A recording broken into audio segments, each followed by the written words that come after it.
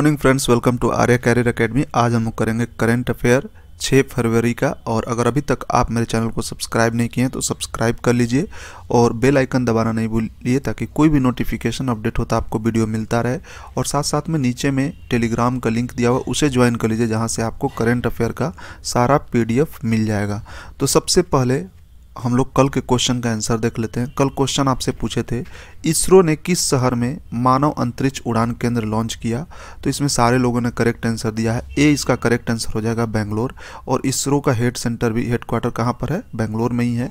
और जिस यान से इसको भेजा जाएगा उस यान का नाम है गगनयान। 2020 में मानव को पहली बार भारत की तरफ से चंद्रमा पर भेजा जाएगा।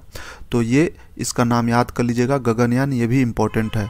चलिए अब आज का सबसे पहला क्वेश्चन देखते हैं। उससे पहले आप लोग लाइक बटन को जरूर दबा दीजिए। चलिए क्वेश्चन देखते हैं। राष्ट्रपति रामनाथ कोविंद 6 फरवरी 2019 को देश के जाने माने कितने कलाकारों को वर्ष 2017 के लिए संगीत नाटक अकादमी पुरस्कार प्रदान करेंगे?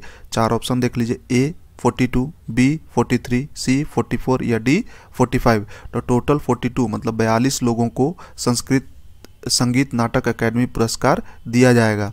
और यहाँ पर इस संगीत नाटक अकादमी में होता क्या है, इसमें 1 लाख रुपया दिया जाता है और एक सर्टिफिकेट दिया जाता है और एक मेडल दिया जाता है। ठीक है, तो ये पूरे देश भर में चुना गया है। तो ये 2017 के लिए मिल रहा है। अब यहाँ पर देख लेते हैं संगीत नाटक अकादमी का जो गवर्नमेंट ऑफ इंडिया की तरफ से दिया जाता है। ये फॉर्म्ड कब हुआ था? 31 मई 1952 को पहली बार दिया गया था। और हेड क्वार्टर न्यू दिल्ली में है। खास करके हेड क्वार्टर को याद कर लीजिएगा क्योंकि CHSL के एग्जाम में एक बार इसको पूछ लिया गया है, तो इम्पोर्टेंट है ये। क्वेश्चन नंबर 2 देखते हैं। व्यापार से आय हेतु पाकिस्तान ने किस देश को खच्चर निर्यात करने का निर्णय लिया है? 4 ऑप्शन देख लीजिए। A England, B Vietnam, C उत्तर कोरिया या डी चीन। तो इसका जो करेक्ट आंसर हो जाएगा डी हो जाएगा, चीन। तो खच्चर निर्यात करेगा पाकिस्तान चाइना को। चलिए देखते हैं चीन के बारे में कुछ देख लेते हैं। इसका कैपिटल जो है बीजिंग है। प्रेसिडेंट कौन है? एक्साई जिनपिंग है। वाइस प्रेसिडेंट वैंग किशन है। और करेंसी क्वेन है। और दूसरा कौन है? रेनेम्बिन। तो ये सारा चीज़ हो गया आपको चाइना के बारे में। हम लोग का पड़ोसी मुल्क है। चलिए क्वेश्चन नंबर 3 देखते हैं। क्वेश्चन नंबर 3 है, केंद्र सरकार ने किस नियम के तहत महिलाओं को कारखाना में शाम 7 बजे के पश्चात काम करने का अनुमति प्रदान की है? ठीक है, तो 4 ऑप्शन देख लीजिए। ए कारखाना अधिनियम 1952, बी अधिनियम 1947, सी अधिनियम 1953 या डी अधिनियम 1965। तो ये कारखाना अधिनियम 1952 के तहत किया गया है। ठीक है, तो ए आपका करेक्ट आंसर हो गया। चलिए क्वेश्चन नंबर 4 देख लेते हैं। 4 है, हाल ही में नासा का हबल दूरबीन द्वारा खोजी गई बौनी मतलब ड्वार्फ आकाशगंगा का क्या नाम दिया गया है?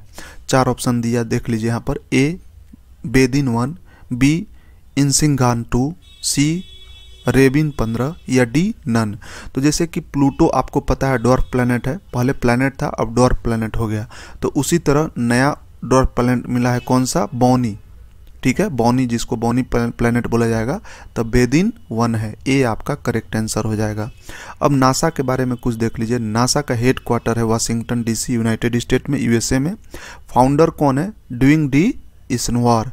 ठीक है, और ये फाउंड कब हुआ था? 29 जुलाई 1958 को, मतलब पहली बार 29 जुलाई 1958 को नासा अस्तित्व में आया था। तो ये भी इम्पोर्टेंट है USA में।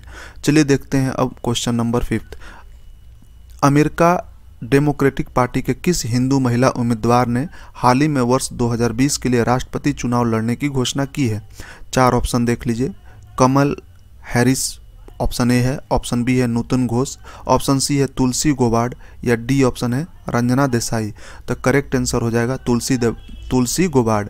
और ये सेनेट की अभी मेंबर भी हैं। तो 2020 में ये प्रेसिडेंट इलेक्शन के लिए खड़ी होंगी डेमोक्रेटिक पार्टी के तरफ से। क्वेश्चन नंबर 6 देख लेते हैं। विश्व कैंसर दिवस निम्न में से किस दिन मनाया जाता है? तो 4 ऑप्शन है। ए 4 फरवरी, बी 10 फरवरी, सी 7 जनवरी या डी 8 जनवरी।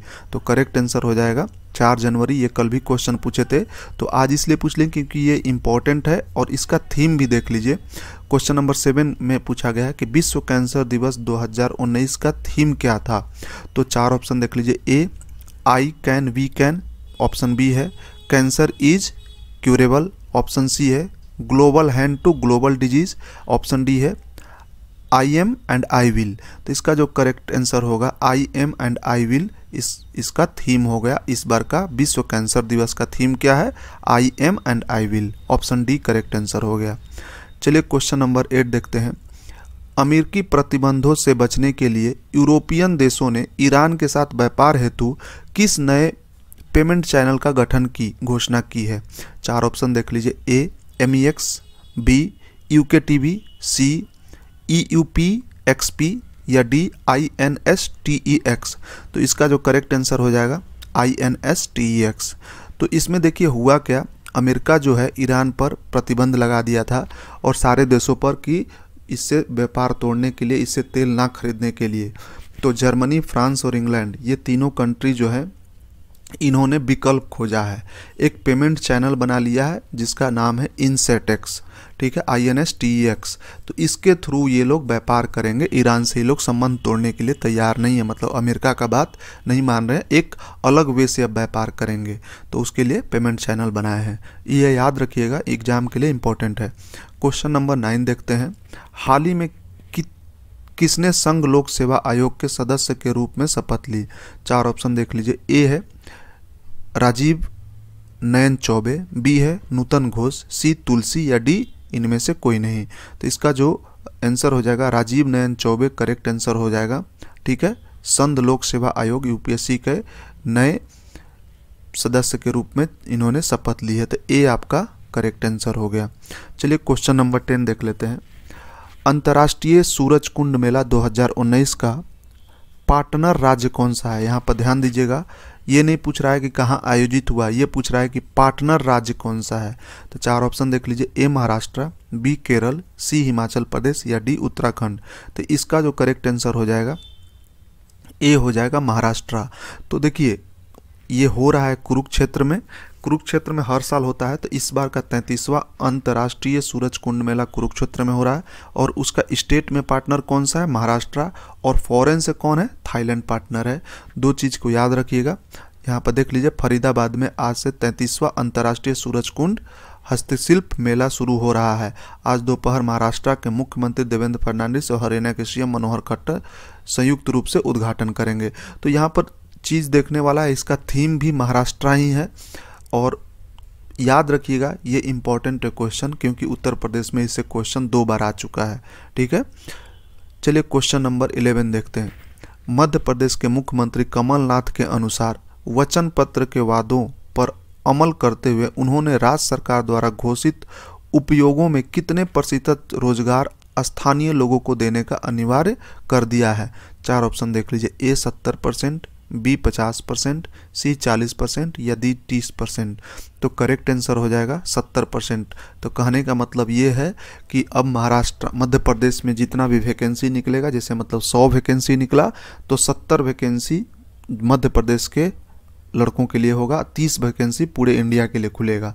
पहले क्या था कि 100 में से 100 किसी भी स्टेट का जाके वहाँ पर दे सकते थे, मगर उसको अब मतलब कि हटा दिया गया है। कमलनाथ क्या किए हैं कि वहाँ के जो लोकल हैं, लोकल के लिए 70% दे दिया गया है सीट अब। चलिए क्वेश्चन ऑफ द डे देख लेते हैं। अगर अभी तक आप लाइक बटन को नहीं दबाए हैं तो लाइक बटन को दबा दीजिए और सब्सक्राइब करना नहीं भूलिए, चैनल को सब्सक्राइब जरूर कर लीजिए चैनल को। चलिए क्वेश्चन ऑफ द डे देख लीजिए। निम्नलिखित में से कौन सा देश नोटो का 30वां सदस्य होगा। 4 ऑप्शन देख लीजिए, ए फिनलैंड, बी स्वीडन, सी उत्तर मिसडोनिया या डी इनमें से कोई नहीं। तो सारे लोगों को इसका करेक्ट आंसर देना है, क्योंकि ये क्वेश्चन हम कल ही आपसे पूछे थे। ये नाटो का सदस्य बना, इसलिए ये इम्पोर्टेंट है। तो इसको आप लोग कमेंट सेशन में आंसर ज़रूर दीजिएगा। चलिए, thank you for watching, share and subscribe. और आप लोग चैनल से जुड़ जाइए और ख़ास करके जितने लोग एटलीस्ट वीडियो देखते हैं लाइक बटन को ज़रूर दबाया कीजिए।